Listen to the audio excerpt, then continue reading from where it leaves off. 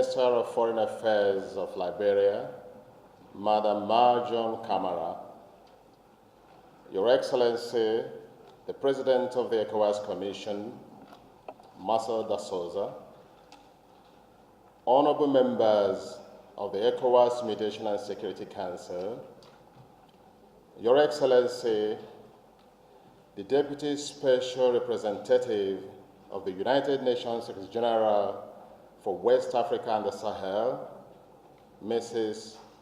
Harriet Gabriel Salesi, Your Excellency, the African Union Commission Chairperson, represented by the head of African Union Office in Liberia, Ibrahim Mbabe Kamara, Your Excellency, the Special Representative of the United Nations Secretary General and the head of the UN Office in Liberia, resident representatives of the Ecowas Commission, Your Excellency, the Vice President of the Ecowas Commission, Madam Halima Ahmed, distinguished officers and staff of the Ecowas Commission, members of the Fourth Estate of the Realm, ladies and gentlemen, it is my singular privilege to stand before you to facilitate the opening of the 38th Ordinary Meeting of the Ecowas Mediation and Security Council at the ministerial level, holding in Monrovia, Liberia today, the 31st of May, 2017. You are all welcome. The following shall be the sequence of the proceedings as stated in the agenda. We shall take the welcome statement by the President of the Ecowas Commission. That will be closely followed by an opening address by Her Excellency, the Chairman of the Council. Thereafter, we go into closed session, during which time there will be adoption of agenda and work program and election of the Bureau. Issues to be considered will include the report of the 26th meeting of the Mediation and Security Council at the ambassadorial level, which is going to be presented by His Excellency Professor Alassane Conte, Chair of the Mediation and Security Council at ambassadorial level. After discussions of that, we go for tea break. When we return, the following memoranda shall be considered. Memorandum on the political and security situation in the region, memorandum on the situation in the Gambia, memorandum on the code of conduct for the armed forces and security services of ECOWAS. There will be a briefing session. After that, other businesses, lunch, and closing. Once again, I welcome you to the venue and indulge you to now hear a welcome statement by His Excellency, the President of the Ecowas Commission. Je voudrais tout d'abord vous souhaiter la cordiale bienvenue à Monrovia, capitale de la plus ancienne république de notre région. Le Libéria a obtenu son indépendance en 1847. Si vous décomptez bien, ça fait 170 ans. Ensuite, vous dire que le Libéria, lorsque nous disons ancienne, le Libéria a connu des moments difficiles.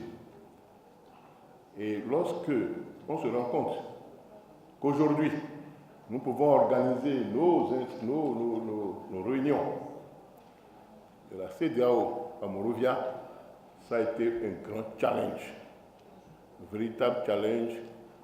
Et je voudrais en féliciter la présidente Ellen Johnson Sirleaf, son gouvernement et l'ensemble du peuple libérien pour la générosité dans l'accueil qui a été réservé pour l'ensemble des délégations, y compris les modalités, les facilités qui nous sont offertes. Moi, je suis venu à Monrovia il y a 1 an. Je ne pensais pas qu'un jour, on pouvait organiser ces assises ici. Et en moins d'1 an, 2, 3 hôtels ont été inaugurés. L'hôtel où nous sommes, je voudrais présenter des excuses à tous les participants, a démarré il n'y a pas 1 semaine. Et donc, ils ont travaillé. Mais néanmoins, nous ne pouvons pas avoir toutes les commodités. Et je voudrais excuser les participants pour tout ce qui concerne les méprises, parce que nous savons qu'il y en a. Les délégations n'ont pas suffisamment de chambres. Nous avons des hôtes de marque qui vont venir, et 2 hôtes de marque. Donc le Premier ministre d'Israël qui vient avec une délégation de 200 personnes, le roi du Maroc qui vient le 2, avec une délégation de plus d'1 centaine de personnes. Et donc, je voudrais d'ores et déjà présenter les excuses pour toutes les méprises que vous allez connaître. Mettez ça sur le coup du bon cœur du Libéria qui ne cherche qu'à accueillir. Alors, nous avons traversé des périodes. Nous avons traversé la période agitée de plus de 14 ans de guerre. Nous avons connu Ebola. Mais, Dieu merci, aujourd'hui, nous nous retrouvons au Libéria pour faire le point de la sécurité et de la médiation dans notre région. Des attentats terroristes, des djihadistes, des gens de l'Azawa, et que nous avons un calme apparent, mais cela ne signifie pas que nous avons des problèmes du point de vue sécuritaire. Je voudrais commencer mon discours en vous disant que ça fait 42 ans. 42 ans que la CEDEAO existe. Je vous dis bon anniversaire, parce que c'est le 28 mai 1975 que la CEDEAO a été créée, et aujourd'hui ça fait 42 ans. Malgré nos lacunes, malgré nos faiblesses, malgré les multiples défis que nous devons relever, nous notons que les gens se bousculent pour pouvoir venir adhérer à la CEDEAO. N'est-ce pas que c'est quand même une belle image que reflète notre institution? Maintenant, Madame la Présidente, je vais présenter brièvement la situation dans un certain nombre de pays pour lesquels il y a eu des événements récents. Je vais commencer d'abord par le Burkina Faso, évoquer la Côte d'Ivoire, la Gambie, la Guinée-Bissau, le Mali, le Niger et le Nigeria. Je commence d'abord par le Burkina. Au Burkina, nous avons noté que la situation sécuritaire s'est dégradée, particulièrement dans la région du Nord, vers la frontière du Mali, il y a des groupes de terroristes qui sèment la terreur dans cette zone. Les autorités ont pris des mesures pour faire face à cette situation avec le déploiement des forces armées et de sécurité, et surtout avec des patrouilles conjointes entre des militaires burkinabés, maliens et les forces Barkhane. Et ces mouvements, ces opérations sont toujours en cours et cela a permis d'avoir un peu plus de calme dans cette région. S'agissant de la Côte d'Ivoire, nous allons revenir sur les différents éléments après. S'agissant de la Côte d'Ivoire, vous avez dû suivre la Côte d'Ivoire qui, après le conflit post-électoral, a retrouvé une accalmie remarquable et est devenu pratiquement le champion en matière de croissance économique, puisque ça tourne au-delà de 9% au moment où nous avons la récession ailleurs. Et c'est la ville qui occupe encore, qui reçoit 2 406 000 ressortissants de la CEDEAO, qui sont des étrangers, la première ville d'accueil des ressortissants des pays de la CEDEAO. C'est quand même là que, malgré tout ce que nous recherchons en matière d'émergence, nous notons que les mutins, un groupe de mutins, réclament des primes et pour obtenir leurs primes, bien que leurs demandes soient pertinentes, ils ont tout de suite déclenché la violence.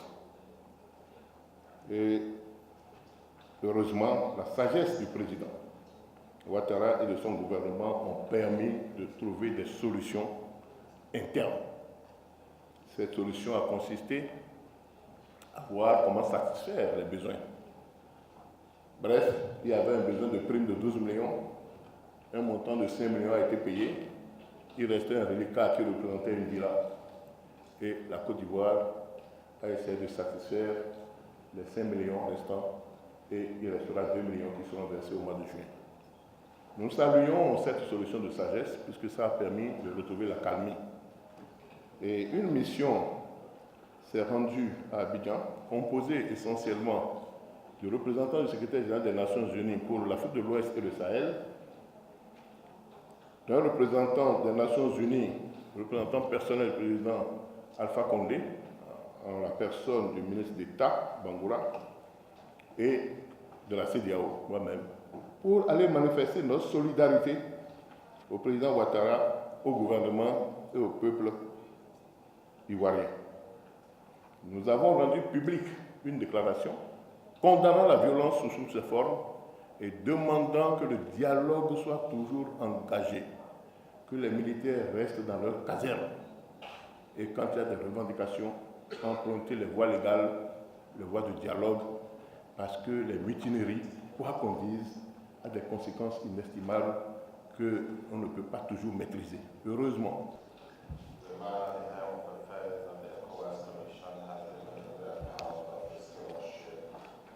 I think we should give the President of the Ecowas Commission a round of applause. Thank you. The next speaker wears many crowns, and all of them fit her perfectly well. As a role model for the African girl child, she is motivating. As a champion of diplomatic undertaking for her country, she is quintessential. And as a chair of both the Council of Ministers and Mediation and Security Council of Ecowas, she is a performer, as the President has just stated. Her Excellency,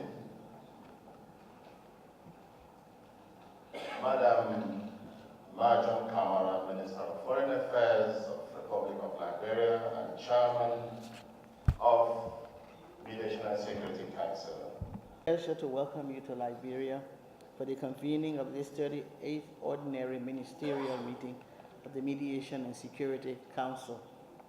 Our President, the government, and people of Liberia are greatly honored by your presence. Indeed, the decision to convene these mid-year statutory meetings in our country is a very reassuring statement of confidence in the progress which we have made in consolidating peace over the past 13 years. It bears testimony to the strong and visionary leadership of President Ellen Johnson Sirleaf, who, with support of partners, has kept the Liberian nation on a peaceful course. Ecowas, the United Nations, and many friendly governments have been indispensable partners in this respect. We express sincere gratitude to all of them. Ecowas has continued to develop and sharpen the elements of its peace and security architecture since its first deployment to Liberia in August 1990. Today, our organization is held in high esteem for the decisive and determined posture of ECOWAS leaders and the strategic use of its military assets in the interest of peace, stability, and security of ECOWAS citizens. Let me here pay tribute to the President and staff of the ECOWAS Commission for the positive results of their hard work, which continues to bring credit to our organization. This council recognizes in particular the special effort of the Commissioner of Political Affairs, Peace and Security, the Chiefs of Staff, and others who work under the Peace and Security pillar. I would like to also extend my appreciation to the chair of this council at the ambassadorial level and the ECOWAS ambassadors for their informed contributions towards enhancing coordination and policy coherence between the Commission and member states on regional and peace and security matters. Excellencies, distinguished ladies and gentlemen, we have a full agenda today before us because of a number of notable events which have transpired in our region since our last meeting, and many of them have indeed been mentioned by the President in his statement. In the year 2017, we began with the peaceful resolution of the political impasse in the Gambia following its 1st December 2016 presidential election. I congratulate the fraternal people of the Gambia for the maturity which they demonstrated during this trying period. In the same spirit, I commend the ECOWAS heads of state for their strong resolve in ensuring a peaceful resolution of the political stalemate in the Gambia. We are pleased that the new government, under His Excellency President Adama Barrow, has gone further in consolidating its democratic credentials by conducting successful parliamentary elections in April 2017 and subsequently inaugurating the legislature of the Second Republic of the Gambia. May I also recall the peaceful transition of power in the Republic of Ghana following the successful presidential elections held on 7 December 2016, and use this opportunity to congratulate the people of Ghana for their democratic maturity. We in Liberia approach our forthcoming presidential elections in October 2017 with optimism and confidence that it too will be free and fair and further consolidate the democratic credentials of peaceful and successful elections in our region. We look forward to the guidance, technical and financial support of ECOWAS and other partners in this regard. Excellencies, notwithstanding the positive developments which I have highlighted, our region has also experienced a reasonable number of security and political challenges. The non-implementation of the Conakry Agreement has further protracted the political crisis in Guinea-Bissau. The situation has taken a heavy toll on the country's socio-economic progress. Our deliberations should examine options for the way forward. The security challenges posed by insurgent groups and terrorists in our region remain a source of grave concern, despite the relative successes made. Notable among the successes recorded by the Nigerian government is the release of 82 Chibok schoolgirls on May 7 this year.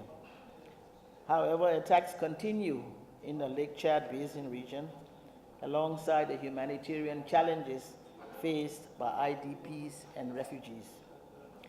Similar scenarios of military attacks prevail in Mali, Niger, and lately Burkina Faso.